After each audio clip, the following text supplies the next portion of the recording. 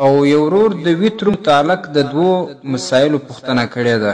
اوله مسله دا ده چې په ویتر لمانځه کې لفظ د واجب په نیت کې غواړي کنه چې ویتر واجب کوم، دا واجب لفظ ضروري دی کنه دی.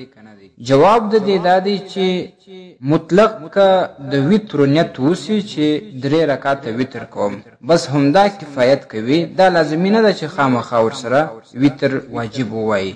الفتاوی الهندیه اول جلد کې دا راځي. دویمه پوښتنه دا کړې ده چې کله چا دعای قنوت نه وي زده نو هغه به د دعای قنوت پر ځای باندې سوایي.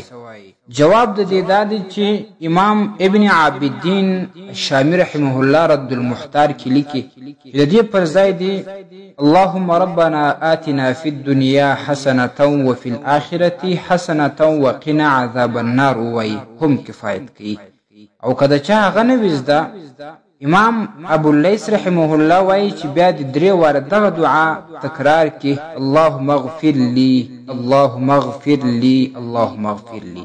او دا شان کله چا داوم نزد کیږي بیا که صرف 3 واره دا وایي یا ربي یا ربي یا ربي نو دا هم د دعای قنوت پر ځای باندې دریږي او کفایت ور باندې کیږي. تاسو د اسلامي پوښتنو جوابونکي مفتی حکیم الله صابر الحنفي صاحب